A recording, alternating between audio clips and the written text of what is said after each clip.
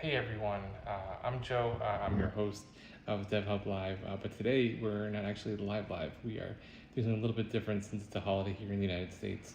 So with this episode, we pre-recorded a segment on ranking some tools that I think everyone's going to find really fun. And then we're going to show some kind of like best of highlight clips on the second half of the episode. So stay tuned, check it out. We will be live next Thursday, 5 p.m. UTC, as always. Enjoy the show. Welcome. So today we're going to do a little bit different kind of segment. We're going to try to do some blind rankings. So Owen and I here got a list of a bunch of the tooling. It's not comprehensive. It's most of the stuff in Near, more the more used tools around the Near ecosystem. And we're going to actually just rank them, but we're going to do it in a randomized fashion. So we have no idea what's coming. We're going to randomize each of the different tool sets, and we're going to try to put them in our top 10. You ready, Owen? All right, let's go. I'm ready. Sorry if we Right. rank your Doesn't mean tool it's the worst. last. All right, first one up is near CLI RS. This is the Rust CLI tool. I know where I would probably put it. Where are Right, you so, thinking?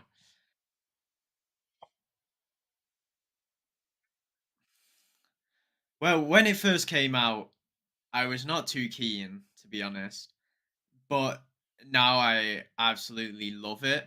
Um, and do you remember that issue that Hmm. showed up? Like GitHub issues. Someone put up um, one saying, "No issue Right. here. I just love this tool. Yeah. Every ecosystem should have this because it has like the instead of having to remember all the commands and like type it in, you literally just type Right. near and then you can do everything." So I'm really in between like one and two It's here. yeah, What do you it's the think? same thing where it's a little bit of a learning curve because I had used the JavaScript tooling for so long and just took it wasn't even a learning curve, it was just like a mindset difference. But I absolutely love it. I do think it is one of the top tools. I think it's probably my number one right off the bat. I think this is probably my number one.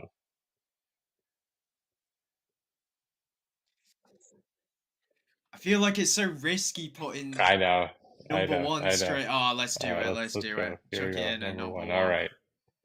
Yeah, let's make it look nicer. I know Absolutely. Carl will be All right, happy. let's do the randomizer, and the next one up is, okay, so near API JavaScript. So the JavaScript API library. Now, this is a very popular one. This is obviously used a lot. Um, I think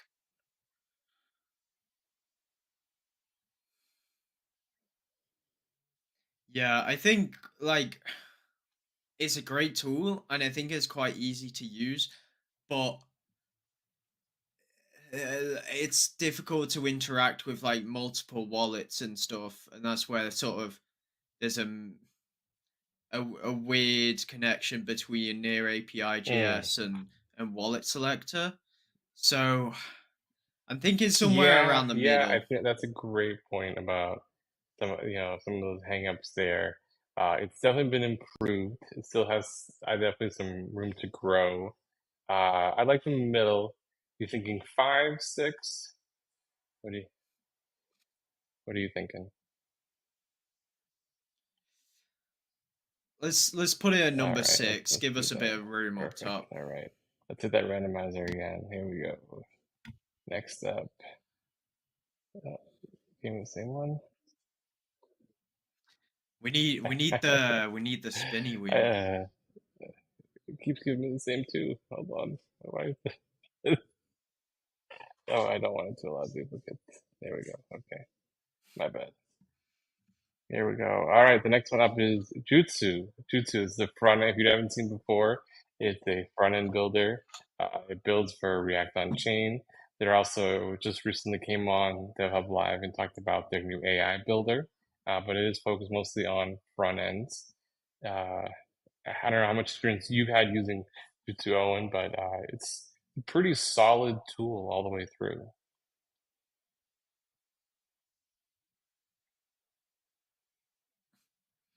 Yeah, there's a lot of people who were like die hard Sure. chill jutsu. Um, Zahid is a great guy as well. Um, I don't know. It's built for boss, right? And boss is somewhat being phased out. So I wonder where they're going to go in the future. Maybe just generic front ends or like Web 4 front end. So I think it's a It, difficult one. I'm not sure, but it is great for building like a front end real quick. And I really like the like collaboration tools on there because boss have been quite difficult to right. collaborate on by itself. So I think that really Yeah, improves. I What love do the you think, Joe? collaboration piece. I do think for like rapid prototyping, especially as someone who does not like building front ends, and that is not my expertise, I do really appreciate the tool a lot. I've used it a bunch in my own projects. I do wonder what's next. I know, the stuff on Boss and React on Chain is more just being moved to the community. And so it is a little bit incumbent on what happens there. Uh, their new AI tool that they just released called Bento is interesting. I haven't used it yet. That focuses on both Web3 and regular React front ends. So I think it's pretty strong. I probably put it somewhere around like the four-ish range. I think it's my top half. I just, like you said, I think there's some ambiguity of like what's next. So I probably leave it towards closer to like four-ish for myself.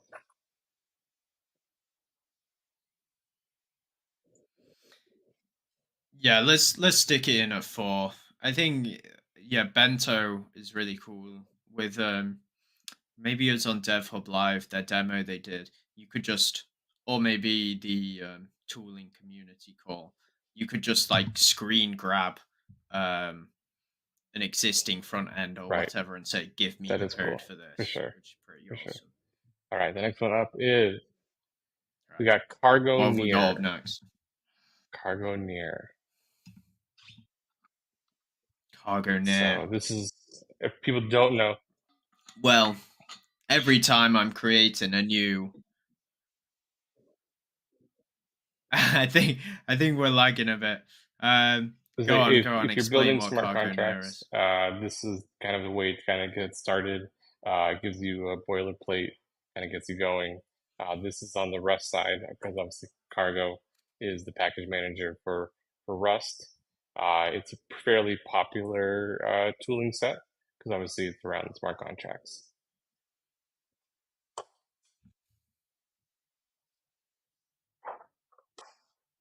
Yeah, well, I mean, I use this tool every time I create a Rust smart contract, so it's pretty useful. I really like the um, dev container that sort of goes along with it, which lets you um, code in like a GitHub workspace, so you don't have to install Rust and Cargo and whatever.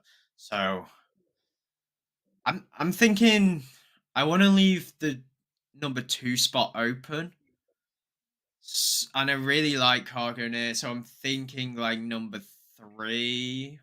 But Uh, like we've got so many slots open at the bottom. well, so it's tough. What are you So thinking?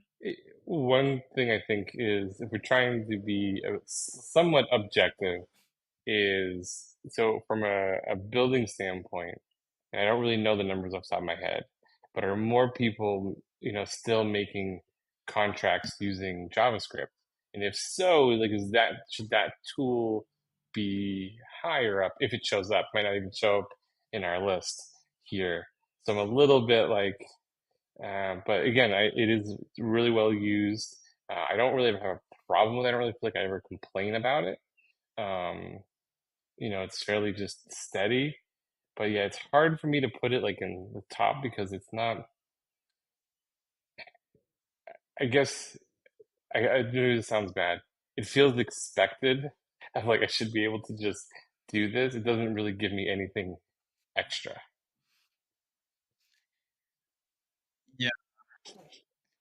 there's no like when you're using it, you're Right, not like, whoa, like right. near single IRS. But like I like I say, like you Yeah. said, I've not had any problems with. What are we thinking? 5 or 7 or Let's let me. okay. I know I know that I know that more people might use JavaScript, but we know like Right, Rust is a better right, smart contract language, right. right?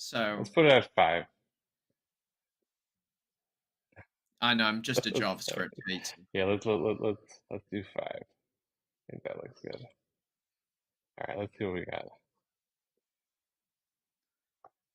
These bottom slots are All going to be right. Well, difficult to speaking of JavaScript, the next one up is create near app. So this is going to generate a create front near end app. that has some of the key features like wall selector built right already in part of that package. Have you used this much?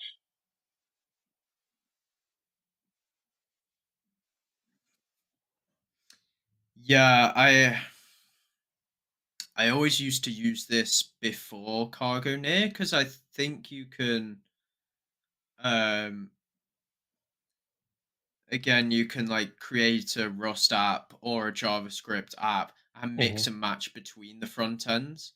Um I feel like I don't have as smooth experience with it as I do with Cargo Near, but it is more expansive. Like I'm pretty sure you can have like boss front ends with it. Um Hmm. sort of pre-deployed. Um not deployed, but like Hmm. the you know what I mean. So I mean I'm not sure. I feel like we should have maybe ranked it where Cargo Near is and Cargo Near a little lower, No, but no, no, no, no. we can't go That's a back. blind ranking. I, here's my hang up, I guess, with it a little bit.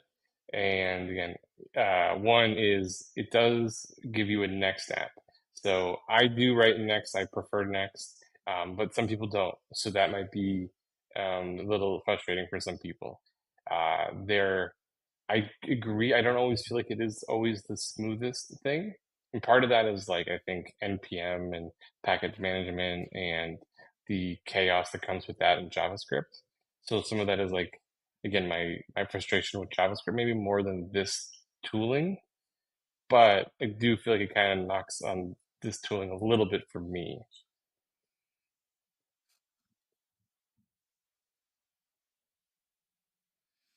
Yeah, and talking about like Next.js and whatever, the whatever framework it's using doesn't really bother me.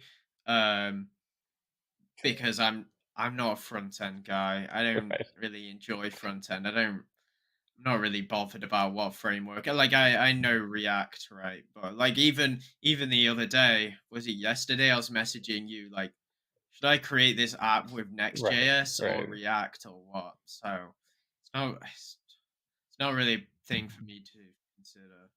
Um, 7, 3. I I personally would go on the lower end. I Yeah. don't know. I think like there's See, I more. don't We think the use to me is that there is much because I think where people are now too are probably more likely to lean towards like building out your own APIs. Probably use the Near API. You probably use the wallet selector separately. I know this kind of puts that all together and helps tries to simplify it. I just don't feel like it's not the same category as what we've already kind of put up top. So 8. All right, let's do put it. it in Let's at do it. I 8. love it. 8. All right. We should have ranked Well, Cargo let's near let's see lower. what comes up. We still have some more to go here. Okay. All right. Fast near. Now, fast near is an interesting one. Yeah, because Fast near. this encompasses a few different things. They have their own RPC. They have some data availability that you can pull in. I shouldn't say data availability. The available data that you can actually call through their API, and so get information like token holdings. So pretty useful, really well built, really fast, but very specific use cases. Hmm. And an No, and RPC isn't obviously that is not. No, specific, is it? no, no. But the token data, if you don't need that token data.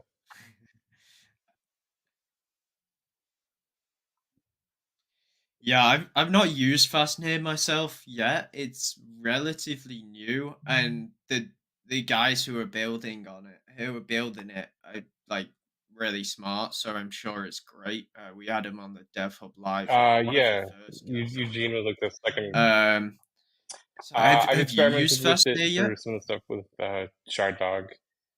It is very fast. It really it lives up to its name. And yeah, I mean, it's top tier near builders doing it. They're really carefully thinking about infrastructure. I think it's still a little bit immature in where I think there's probably some room to grow, and they acknowledge that too. If you look at some of their postings and write ups about some of the stuff of they're trying to get to this point to have a little bit more robustness of everything. But uh, it's on mainnet and testnet, which is nice, and so you do have some flexibility there. Uh, Now, where to put it though is a little tough. I'm thinking sort of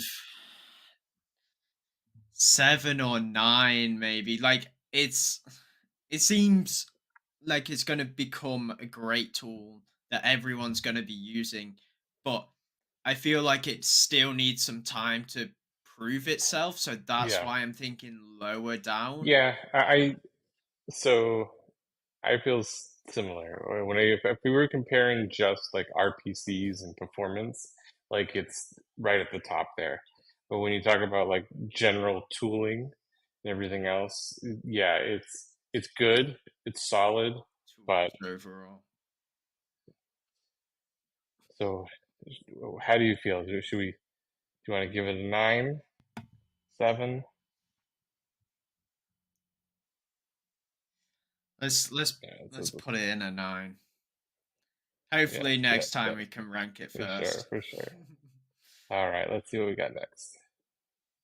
Uh, did we already do this one? Oh, well, this is actually deprecated now, pretty much. Near CLI JS, so we could skip that one if we want.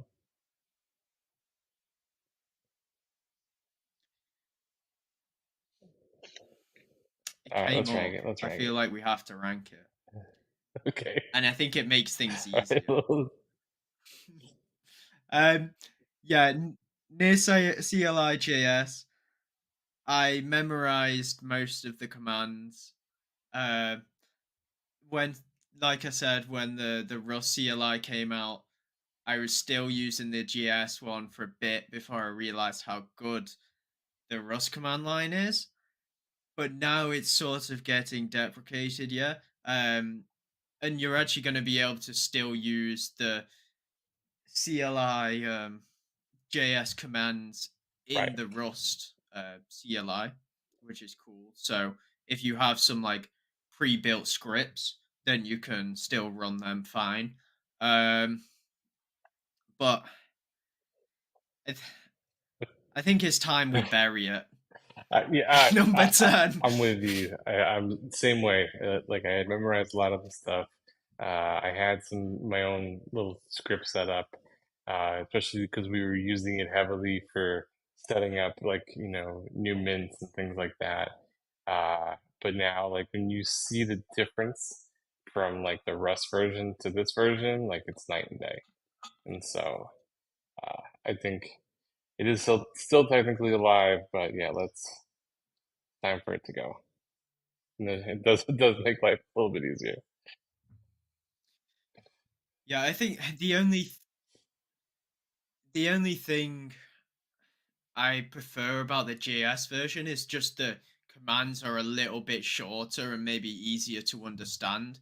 So I do like that you will still be able to run them um, like in the in the short future at least. I For don't know sure. about For in the sure. long future. But yeah. All right. I think that made Yeah. our life easier, that one Yeah. popping up. Okay. So next one up is the actual near SDK JavaScript. Do you want to talk a little bit about what this is? Hmm. So, as you know, we have our main SDK, which is the near SDK RS, the Rust version, which you is your go-to for building like production smart contracts, just because it's generally safer because it has like statically typed variables, right? Um, and it's quite a bit more gas efficient. Like you're with JavaScript SDK, you're fine using that for like a hackathon project, right?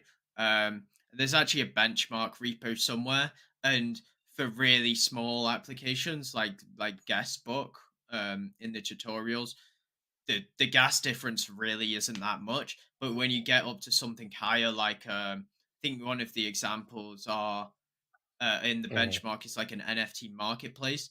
The gas difference is really a big deal, and if you're trying to build something uh, quite complex, you can run into that For sure. gas limit quite quickly.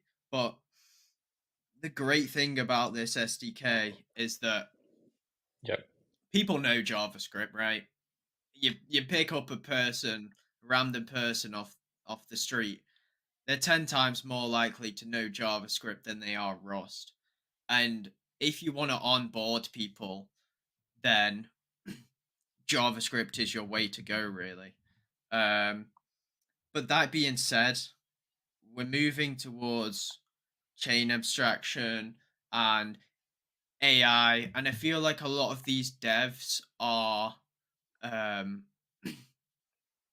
are like really quite experienced, and a lot of them would know Rust, not as much as they would probably know Mm, Python being in AI. I'd like to see a Python for sure. SDK, to be honest. That'd be cool, just because I prefer Python than JavaScript, and it has that AI integration element.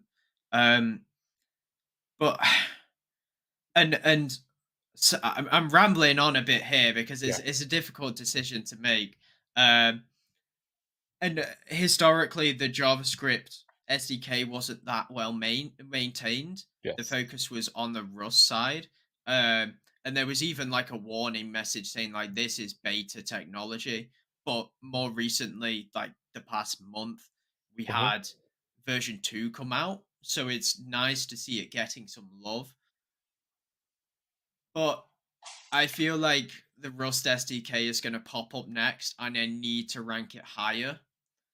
So I'm thinking 7, to be I think honest. How do you feel? that point you just made, I think, towards the end there is what kind of drives home for me of like why it's a little bit lower.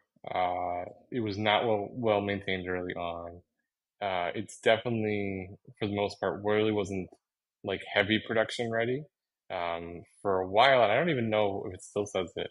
For a while, like in the docs or somewhere, it actually said like don't use for DeFi, things like that. So when you take those things into account, Yeah. I yeah, think that's being removed now. yeah. So I think where it's come from, and I know it's getting better.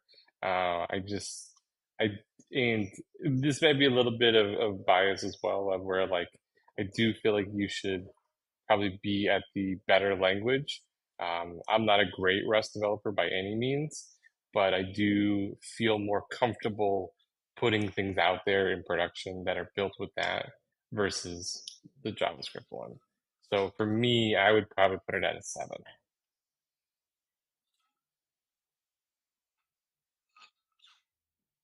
Yeah, I think we're feeling the same on that We one. got So two more. let's Two settle more. it. Let's see. Here it is. 7.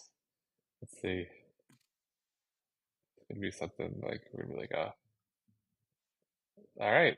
Well, speak of the devil, the near SDK Rust version. So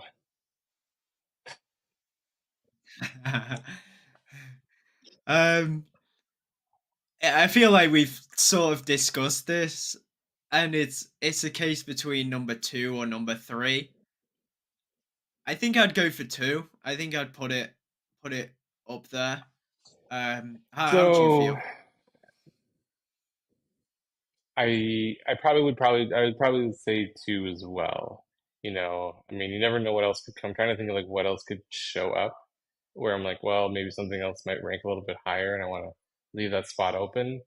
But yeah, I think from everything we've said, and it keeps coming up, two is probably the move here because I'm not actually even sure what's left that we could actually have pop up. So it could be interesting. Where Yeah, I think apart from like the protocol level, like yeah, everything is built on this, right? All your production yeah, smarts are on let's this. just do Like it. so, if like there's so much on Yeah, this, so I let's just do feel that. like All it right, goes number two. last one. Here it is, and it is going to be. Us. Oh, It where are is we gonna put near this? workspaces. Near workspaces. I I do not It use works this, places. so I am not a good representative Um, of this.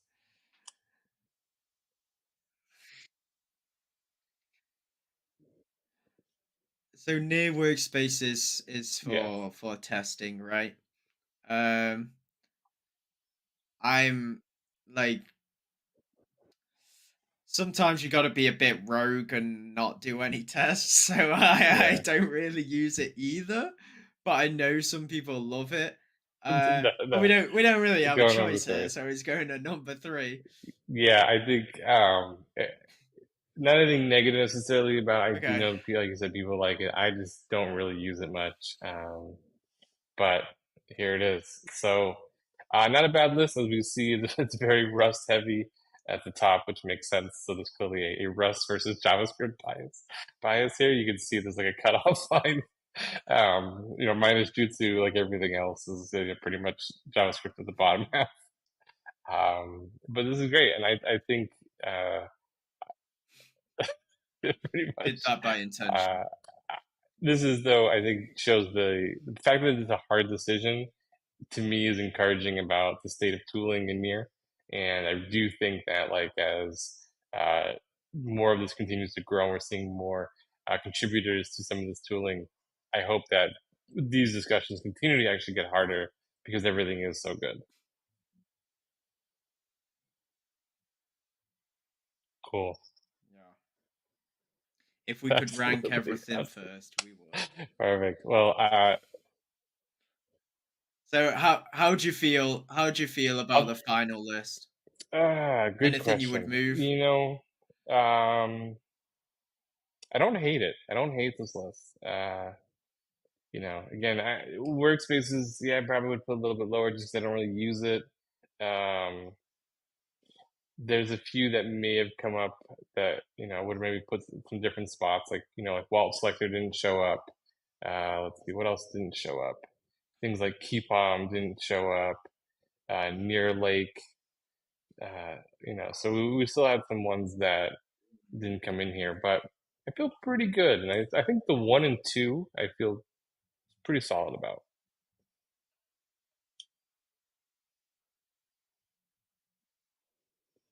Yeah, yeah. I think could have, like you said, Cargo Near is quite boring. Um, it's a good tool, but it's quite boring, and it's something you respect. So I think I would have Mhm. ranked that a little bit lower. Um, but yeah, overall, I'm quite happy with the list. And near Right. It workspaces is get what a it bit is. boring. Awesome. Well, this was fun, and we should definitely do more of these. Uh, but I hope everyone enjoyed this part, and yeah, What could we send us rank ideas. next? We'll rank them. Yeah, so we could go through, but I'm sure there's plenty of other stuff that we can do. As mentioned at the top, here are some clips and highlights from previous episodes. Make sure you're following our socials to keep up with all of this and enjoy these clips. See you next week. live every Thursday, 5 p.m. UTC. You can create a query, something like, hey, give me a fungible token balance at a given height of the blockchain, and it will find what was the WASM file and at this, like what was the WASM contract at this height of the blockchain, load it into JavaScript worker in like WebAssembly, and then start executing it and request storage from this LMDB database. So that service is actually way faster than, or it's like, because it doesn't have a gas meter associated with calls, and when the data is cached, it's very fast in terms of like when the contracts are cached. This use case is an example of a complicated place where introducing businesses and instead of making something a public good actually makes things very inconvenient for everybody else. So if the chain signatures, if we would be living in the world when we were thinking about chain signatures only now when the infrastructure committee is here, and we would be deciding to create an RFP for doing the chain signatures, I would strongly vouch for making it a public good instead of pushing it to become a proper business with a business model. One of the things that comes to mind here with all of this AI stuff, right, is like the reliability of the AI itself. How are you guys approaching that? Like I saw, like we showed you the transaction before it did it, didn't just like execute on its own. But what are other mechanisms you guys are thinking about to, protect against that? Yeah, so just kind of like when you go into an exchanges and you put in a sloppy number and then something pops up and says, hey, you idiot, why are you, or if something's over, Right. let's say $25 or something, we Yeah. can start putting safeguards into the system that basically says, are you sure this looks like a pretty intense thing you're trying to do? Yeah. Also on the roadmap is starting to build the fraud protection mechanisms. And then when we start importing other AI agents, that's when we're really going to have to dig deep in making sure that it's not doing anything that you don't want. Like let's do a swap, and then the reality is the transaction that gets built sends happier funds to someone else. So if you go into Mintbase and you make a transaction, you can drill into all of what you're doing, right? We show what functions you're calling on what contract, how much of each different piece you're doing. We also built an AI agent that explains with human readable text what the transaction is that you're trying to do. So it's weird to say that AI fixes everything, but it kind of is. And we know things could get tricky if we get too far ahead of ourselves. It's the most mind-blowing thing. It's basically any data you see as a user in any web interface. So would it be, your deliveries or your banking balance or your professional credentials or ownership of a certain NFT, if you can see it on a website, is now available not only on chain but with web, like this Web2 data source. Yeah, and I absolutely believe that both Web3 data and Web2 should be combined. I was working in analytics for a long time, and I see it as a very well-rounded approach to research your wallet data and matching it with classical analytics tools, which are available on all across the web. What makes Fastneer unique and different than some of the current provider options right now? So we provide a bunch of stuff, and we plan to provide even more. So the first product that we released called Fastneer API, that kind of was intended to be a replacement for Kit Wallet read endpoints. And these endpoints are effectively two things. So it is stuff that is commonly used by the wallets that is not readily available through the regular RPC on the blockchain. So stuff that needs kind of like reverse lookups. Building everything from secondary markets to creator suites to wallets to developer templates to AI transaction building bits. It's a lot, Yeah. right? But we have to Right. build a lot because a lot of this stuff doesn't exist. So, yep. Why? I guess like where does the impetus for using AI to start building out transactions come from? Just because it was more efficient in the long term? I think like as a developer, you know how this is, right? You can Yeah. start building something. You're not really sure what you can do once you do that. But once you've learned those few things, you kind of go, oh crap, now I know how to do these things. Now I can do these 70 things. Once I can do those Right. 70 things, I can do these thousands of things. With AI, it's like, okay, great. We built, and from a single prompt, like mint base is complex. You can mint, you can deploy contracts, you can list, you can buy. You Mm-hmm. can add minters just like a DAO. And we realized we could do all that from a prompt, right? Right. So instead of spending, weeks of developer time creating a sweep floor mechanism, with a little sliding bar and all this stuff, you can just go in a prompt and say, on the smart contract, this, buy all the NFTs for less than two near, and then you're done. Like you've built that transaction through a prompt. And I don't want to spend all that time doing that. And then we kind of took a step back and went, okay, can we create a DeFi swap mechanism in the same regard? And that's when we're kind of going, oh, shoot. Now I think that we're entering a new field of our team of 15 devs can cross so many different boundaries. This mostly comes in two aspects. One is that you won't need to think about like malicious activity. Yes, you need to be like fault tolerant, but mostly you're tolerating nodes that are like machines that are like offline because like they so something happened with your like battery or whatever, like disk is like gone or something. But then like no machine is like going to maliciously attack others. Like no shard is going to be maliciously attacking other shards. And you don't need to think about what will happen when that happens. And then actually that is why like sharding blockchain is a lot more difficult, is because of this game like this in the security aspect of like what you need to do to get to design things that will work well against those cases, and also like the game's theoretic incentives that you will need to design to make it work. And I think the second aspect is more, I would say, like engineering related, right? So because you have the centralized control of the entire system, it is actually you can like know what's happening on every single machine. Like you can design like centralized logging ingestion system to analyze what's happening on every single machine when you need to debug something, and you do have that full view of the entire system.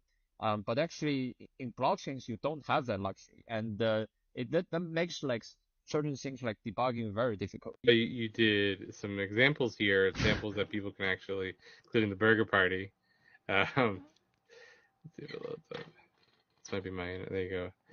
Yeah, so you could, and I think this was great because being able to try this out, and I think when people see this and they see, okay, this is very standard, right? Like this is no different than any other event thing you sign up for, right? Give me some information. Here's how many tickets do I need, and go from there is a really interesting proposition because it doesn't feel like what we think of today as Web3, right? Like this is now just anything else you use. And notice that you're not even signed in. You don't have a wallet. You don't have anything, right? All you need to do is just get the ticket, and that's it, right? And the interesting part too here is you'll notice that there's some organizer questions, right? And that's another feature that we've added, which I think is really cool because over the years we've gotten a lot of feedback. Hey, I want to know who is coming to my event. I want to know where they're from. I want to know if they're a newcomer. I want to know if they've been here before.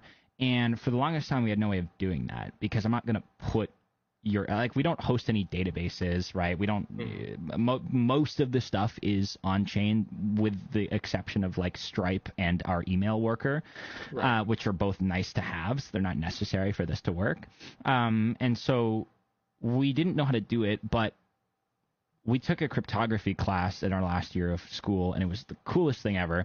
And we learned a ton, and we spent a lot of time with like the teacher talking through some of these things. And so with the power of a lot of cryptography and end-to-end encryption, all of this information that you're providing is all accessible to the event organizer. You can ask custom questions. You can do whatever you want, right? What is your favorite color? That's not a standard question. I put that in there, right? Tell me a joke, please, with the :D smiley face, right? That's not a standard question.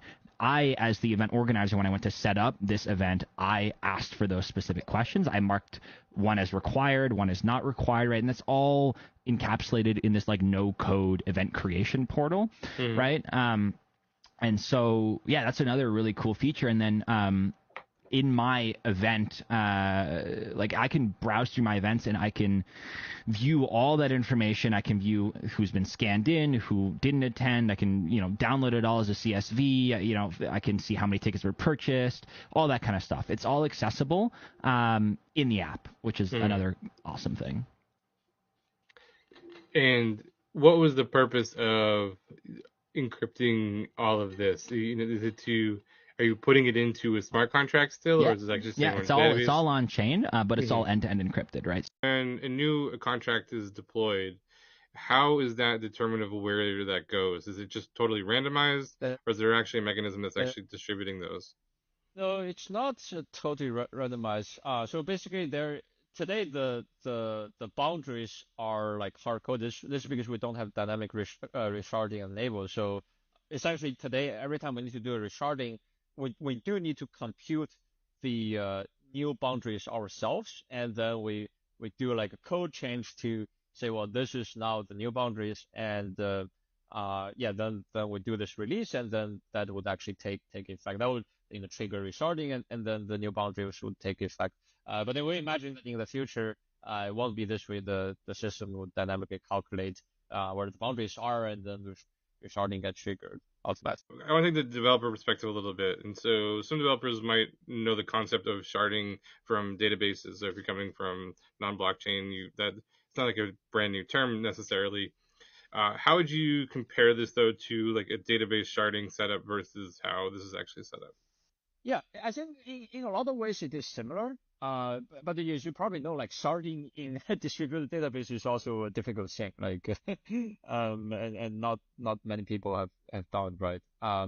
So and in the blockchain world, it's even more difficult because in a distributed database, the advantage you have is that you have like centralized control of the entire system, and I mean this mostly comes in two aspects. One is that you won't need to think about like malicious activity. So the smart contract is just basically an application that you deploy to the service, but instead of deploying your application to AWS or GCP infrastructure, which can decide to switch it off or to do anything with it, you deploy it to the blockchain, and then you interact with your application, not directly, not going to AWS, but instead you interact with the RPC nodes. And RPC nodes are your basically API service or API gateway or reverse proxy like Nginx, for example, which just knows how to route. It's a frontier of the service, and it just knows how to route the requests down to the application. And those applications, the serverless so-called application, a contract or app in here, it has its own local storage. It has we have some SDKs, and it can also interact with other applications that are alike and stored on the same blockchain, which allows us to be even more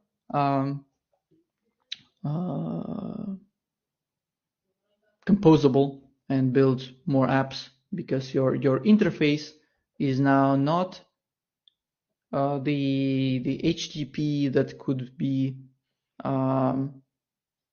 not available at a certain point. You actually the applications are internally communicating with each other through the protocol primitives, so-called cross-contract calls. But let's not go too deep into it, right?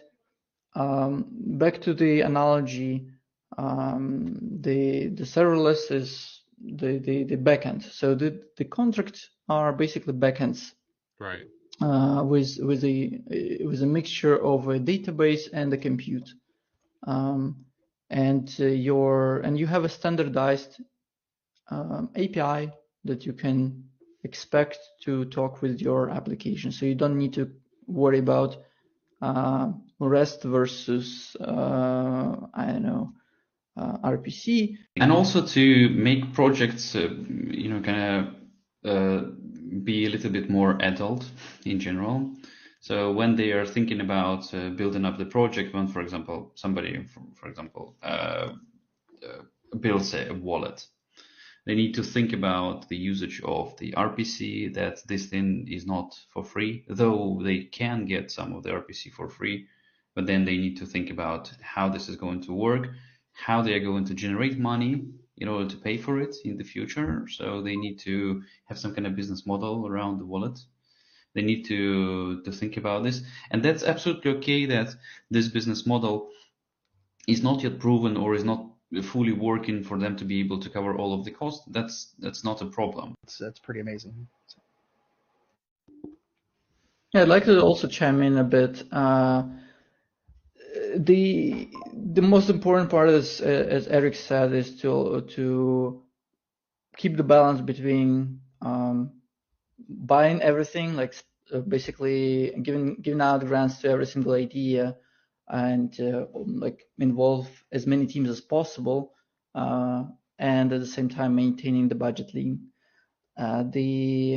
So far it results in several discussions about, especially like competing offers. For example, RPC infrastructure on Near is becoming more rich with different providers trying to offer their solutions.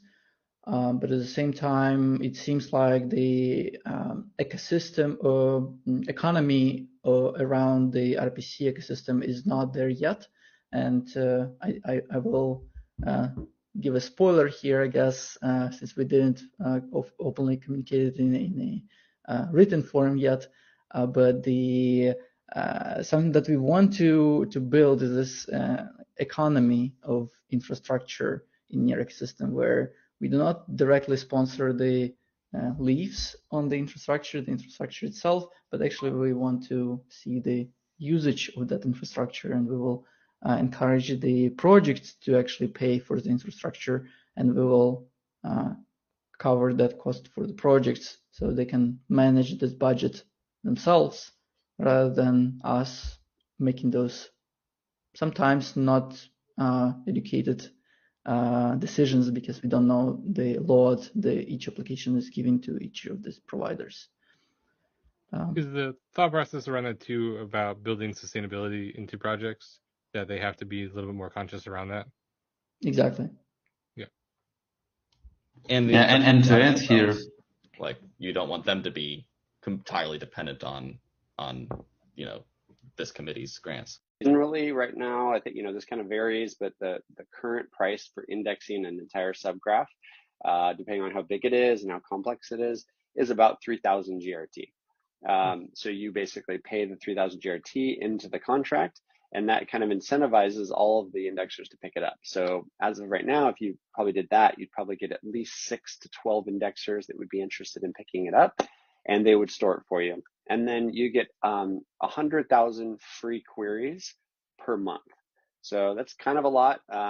You can kind of calculate that based on like traffic and what you expect on your application. But you get 100,000 free queries, and then after that, all the queries are priced in GRT according to like the network. But it's very, very cheap. It's probably at least like 5 to 10 times cheaper than if you were to like store and serve data on, let's say, something like AWS or like Google Cloud.